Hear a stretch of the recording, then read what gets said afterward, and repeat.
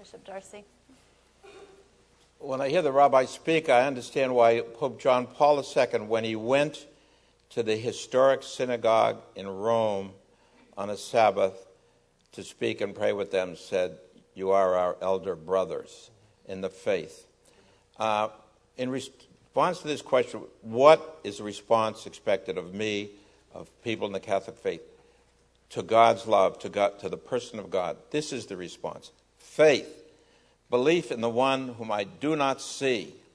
It's not blind, because God has spoken to us. It's been written down what he said. He spoke to us especially through Jesus Christ. Faith has two aspects. One is believing what he has taught. So one of the differences here, we do believe in truths, the truths though taught by God. And secondly, giving myself to him, a following of him, a giving of myself to God. Now, it's always in the nature of faith, and this has been spoken of, to be challenged from within myself. Are you really there? Truths are presented to my mind, very attractive, beautiful. God waits for me at the end. God is present. He's present in the Eucharist.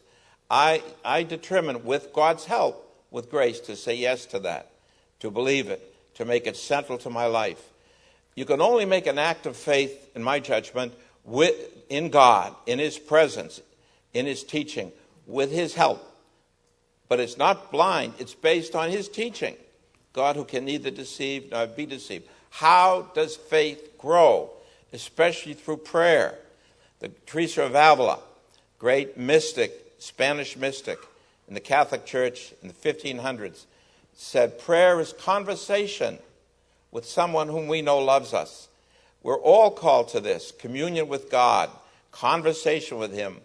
And also, how does faith grow? One theologian, contemporary theologian, said, and we should all think about this, and so should I, where's your faith? Faith is either growing or receding. There's nothing so hazardous for faith as lazy inactivity. It grows through prayer. It grows through worship.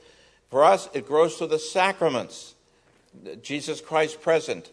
A leading theologian in the early church said, everything Jesus did has passed into, everything our Redeemer accomplished has passed into the sacraments. He forgave sins, sacrament of baptism, sacrament of reconciliation, or confession. Faith is challenged from within, but from without. And you who are parents know that probably better than I. Pornography is so present today. Sin has come closer on the internet and so forth. So when I grew up 100 years ago, the faith that I experienced from in my dear parents was also found in the culture. We prayed in the public school that I went to, and also the life in the womb was protected by law. Now it's a right, then it was a crime. So the faith you learned at home, you met in the legislature and in the courts. Not true. We have a secular society now. That's why parishes, families, events like this are so important, to be with other people who are believers, who have a strong faith. Finally, we believe in the resurrection of Jesus Christ. When Paul went to Areopagus, sort of the Wall Street of the time, the university of the time, and he saw all these idols, and he was very scandalized with them. He spoke about the living God. He said, you can find it in your heart.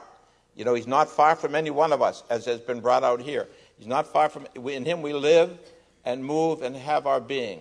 And they listened. But then when he spoke of the resurrection of the dead, they said, we will hear you of this on another day. That was too much. We believe that when Christ dying and rising was dying and rising for us, it forgave our sins. But we have a free will. We have to follow him. We have to oppose sin. We have to make decisions based on faith. Faith is a way of life, and as has been brought out, a way of love. We're called to a communion of love with God through Jesus Christ. Thank you, Bishop Darcy. Okay.